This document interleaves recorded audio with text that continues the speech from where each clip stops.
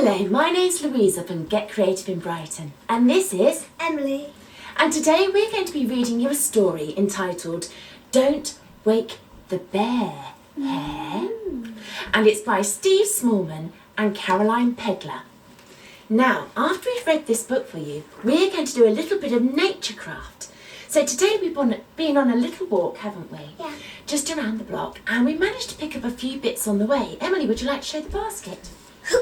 Now, if you haven't been able to go for a walk outside, you can always find these bits from in and around your own garden, if you're lucky to have a garden, or just outside the front of your house. There's a few weeds and a few leaves and a few sticks in there, but we're going to make something nice with them in a little while. We're not going to tell you just yet what we're going to make because it's going to be something to do with this story. Right, here we go. Don't wake the bear hare. It was spring party day, the best day of the year. So why were the animals all trembling with fear? They heard growly noises and they crept up to see a huge bear asleep under a tree.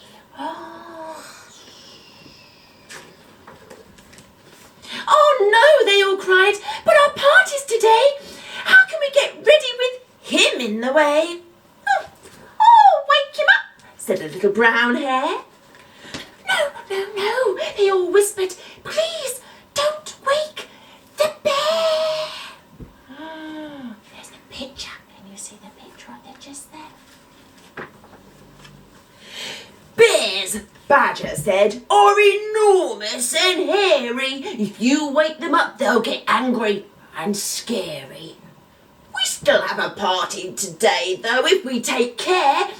Be quiet as mice so we don't wake the bear.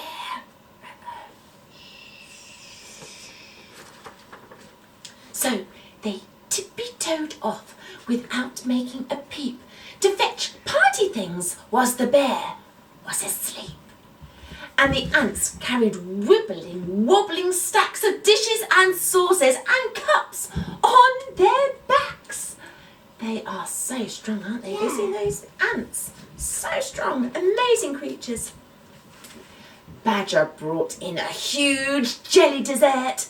Then he tripped and he fell with a splat in the dirt. Splat. The bear stretched and grumbled, which gave them a scare. Shh, they all whispered, please don't wake the bear. Keep nice and quiet. The lanterns were carefully hung in the trees. The mice tied up ribbons that danced on the breeze. They brought in the very last blueberry tart. And their party was now almost ready to start. Yay. Look at it, doesn't it look delicious? Can you see all of those delicious looking cakes and trifles? Oh, yum, yum, yum. Hare then cried, oh, there's only one thing left to do. And he grabbed a balloon and he blew. Go for it. And he blew, and he blew, and he blew, till the others cried, stop! If he gets any bigger, he's going to...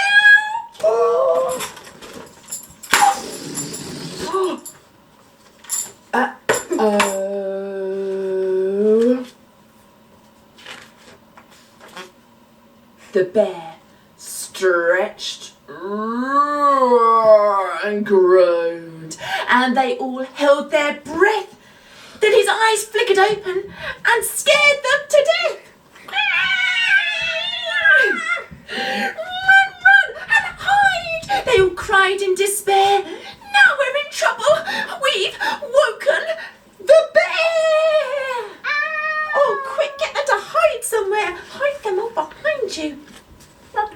Who dares wake me up? Growled the bear angrily. Hare said in a small shaky voice, It was me. Oh, our party is going to start very soon. I was trying to help, but I popped my balloon. A party? Cried Bear with a grin. Could it be a big surprise party, especially for me? Oh, thank you for waking me up, little bunny. I'll come to your party and bring you some honey. Oh, what do you think they would say? Thank you. Honey, yay! And even though Bear was enormous and hairy, they found he was great fun and not at all scary.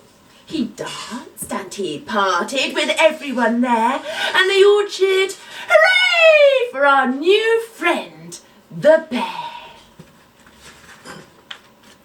And there we have the last picture of a little honey pot. Yeah, love honey. I know you love honey. Wow, thank you, Mr. Bear. Isn't he rather wonderful, our bear here? He's going to just sleep down there for a second, and we're going to show what we're going to make. So what are we going to make today, Emily? What do we need? Apart from those, what else do we need? It's just there.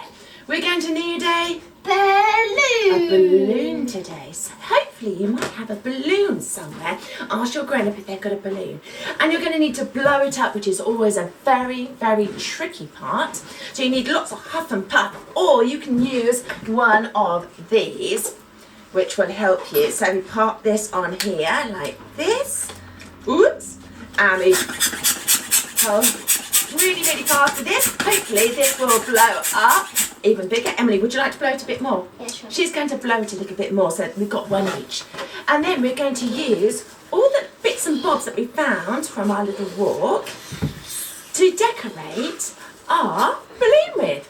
So we have got here, oh, that's perfect, Emily. We'll do that there. There you go. Would you like to pick something out of the basket and show what we've got? Ooh.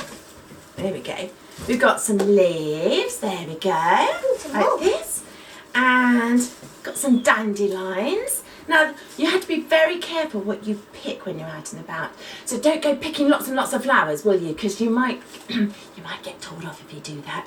We have to leave those flowers there. However, something like dandelions are fine to pick because they are weeds, and you could just check with your grown-up. You might have some in your garden, and they might say, that's fine, you can pick a dandelion.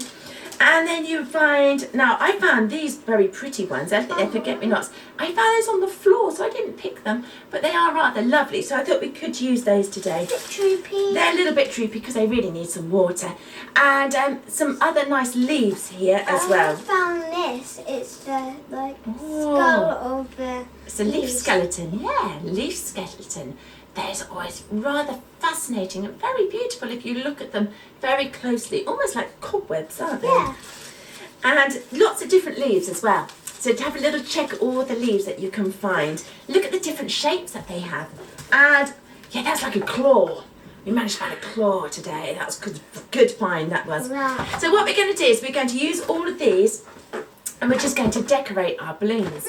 So you can make a funny face. You can, I think I quite fancy doing some hair here. I'm going to make mine into some funny faced being here, like this. And a bit more. And a bit more, okay. So I'm just going to get a little bit more sellotape. You can fit on that. Okay, that's great. So do you want me to pass you over some sellotape? Okay. Here's some sellotape for you. Yeah. So again, if you just check with your grown-up that you've got some sellotape around, they might be able to cut it for you. We're just going to, I'm going to put this on this side, got bunches. You can do your one if you want, or do we want to do this one together? This one. This one together, okay. So it looks like it's got a bald head actually. Ah, that's With a little bit of fluff here. What can we use for eyes, Emily? Hmm. We haven't done any practicing here, we're just kind of making it up as we go along. Yeah. It's always nice just to kind of go for it, isn't it? Mm. What have you got there? Oh, a little tiny daisy. Are there any bigger flowers that we could use for eyes? How about those dandelions? I quite One. Yes. Should I cut off? Yeah, cut off that bit if you want Oh, to. with my fingers. And that's it. You just show the camera. Lovely. So you just flip it out. And that's it. And then, have you got one? Lovely. We'll put that one on. Which way round is it? So it really matters. Here we go. There's one eye. Have you got another eye? Uh-huh. There Yes. we go. Oh, lovely. Another eye. That's huge.